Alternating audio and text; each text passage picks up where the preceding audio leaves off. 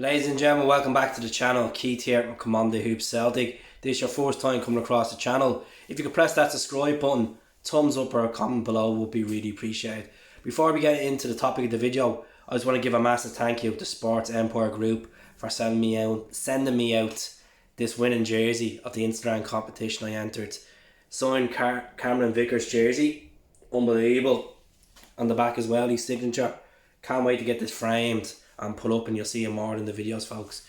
And so 4 players we're going to talk about today is JULLIEN, Cameron Carter-Vickers, KARAMOKO Dembele, and John Shooter today. I'll also throw in at the end the 3 Japanese boys that we've been talking about on the channel for about 4 weeks now, and we still haven't signed them. It's close deals, but let's talk about these boys. So JULLIEN, a fan's favourite. We signed him back in 2019, summer 2019, for 7 million. He had some cracking performances, scoring against Lazio for us, scoring in the League Cup final, and then last year we're playing Dundee United at home. He suffered an injury hitting the post with his leg. Since then he's been out injured. He's had to having 5 setbacks. He returned to first team training back at the end of September, and then he had another setback. So we were expecting him to be fit for the next international break at the time. Another setback, and can't give us a date when he's going to be back. Now this guy's 28 years of age. As I said, we bought him for 7 million. He's played for Celtic over 40 times and scored 7 goals for us. Is it a case that we offload this guy in the summer and try and make some valuation from him, because we need him right now. We need him playing. We need him playing with Cameron Carter-Vickers, with Starfelt, with Beaton, with Welch. We need leadership in that centre-back position. I think it'd be a treat to see him and Carter-Vickers playing, or we clear him out. Because I'm starting to lose faith. I know footballers get injuries and get setbacks. As much as I love JULLIEN, it's frustrating, because he's one of my favourites, to not see him play. It's frustrating to see him doing the calendars, doing the videos, and he's still not playing first team football. It's worrying. It's quite worrying that this man's still out a year later. So let me know what you think of him. Would you keep him, have a bit of faith, say look, he's going to come around, hopefully we'll have him back in February, or is he going to get another setback? As I said, I love to keep him, but at the same time we're losing valuation on him, and we want to sell him and make a good bit of profit back, or even make some sort of money back on the 7 million fee that we bought him from Toulouse. So just comment below and let me know what you think. I think he's been a cracking player for us. As I said, leadership skills at the back. He's a winner. But at the same time, why be paying someone that can play for the club if he's always out and keeps getting setbacks? That's my problem there with JULLIEN. And I feel sorry for him. I really do. I feel sorry for the fans that are getting excited, saying I can't wait to see him back, and then there's another setback and then we're getting annoyed. You know, some people have made up their minds already saying sell him, but who's going to take him if he's constantly injured? That's the problem as well. So John Shooter, that plays for Hearts, he's a free agent in the summer. He's not going to sign a new contract for Hearts, looks like. He's been linked with a couple of clubs down in England. 4 clubs down in England are looking at him. Rangers have been looking at him. He had a cracking performance against us at Celtic Park a couple of weeks ago. Stopped Tom Rogic last minute as well. Scoring, not actual in the game, scoring last minute challenge. Would you take him at Celtic? I think I would. Honestly, I honestly believe that I think he's over the stage of injuries that we're just have to be talking about with regards to JULLIEN. John Shooter is after having them 3 Achilles injuries, and I think he's over it now. He's played for Scotland a couple of times. You know, he's obviously has experience playing for Dundee United. He's captained Hearts many a times. He reminds me of Stephen Presley. There's something about him. He has that aggression. I think he could do a good job for Celtic. If we're looking to get him, probably pay 1 million, 1.2 million max for John Shooter. Look, he's a decent player. He still has a lot. He's still in his mid-20s as well. So that's what I like to see. Ryan Porteous has been linked to us as well. Some people like Ryan Porteous, centre back for Hibs, 24 years of age. He's been in the Hibs side a good few years now. He has the experience as well. He's done well in the league. The only thing about Ryan Porteous is he's prone to give away stupid fouls, like some defenders. Would you take Ryan Porteous at Celtic? That's my question to you. I don't think he's done enough so far to convince me to say let's go and get him. Yes, he has a winning mentality, but he gives away stupid fouls. I don't think he's done enough for Hibs for me to turn around and say let's sign him.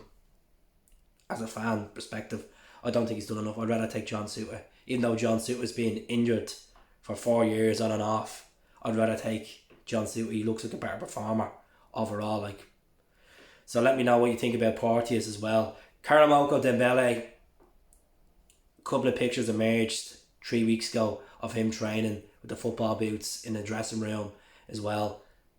Is it a case that we give him an extension on his contract in the summer? Now he's been out injured. He picked up an injury in pre-season against Bristol City. He's a promising talent. It still annoys me to this day that Neil Lennon never gave him much time in the senior team last season. And you see when he does play, he does score. Scored against Aberdeen at the end of last season up in Pittodrie. Scored a couple of pre-seasons as well, started that season as well. He's a good promising threat. And in regards to James Forrest, if James Forrest is going to keep picking up injuries, we're going to be a bit lack on the right wing with Abada. So I would give KARAMOKO Dembele another contract. Look, he's 18 years of age. Give him a year extension or 2 year extension. Let's see, can we get this guy playing senior football and see what he has to make, and then sell him for good money. I think he's a promising talent. There's no question about it. He's one of the most popular young footballers on Instagram because the talent that he has. We seen when he played that game against Hearts, came on second half and he tore them apart. Absolutely tore them apart the week before the treble. So I like to see him come in. 3 players that we've been linked to, I've been talking about many times on the channel. Daisa Maeda, Yokohama Marinos, the golden boot winner of the J-League. Is a chance that we go after this guy, which we've been talking about. The deal's meant to be close, but how close is it? That's what we want to know. There's reports that we're in really deep talks with Yokohama and his former club to get this boy over the line. It could be just down to international clearance, getting him a place to stay. People forget about what goes on in the background. Agent fees, accommodation, language barrier. These are tough things for a footballer to make risks, leaving Japan to come to the UK. It's the same way Itaguchi. Itaguchi's been linked to come to us. Reports all over the weekend saying that we're getting this guy under $1 million.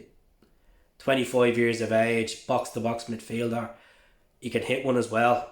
I've seen many goals he's at the scoring for Japan and for Gamba Osaka as well. Gamba Osaka finished 13th in the J-League last season. The season before that, he was a vital part of that team that finished second place in the league. I'd take him.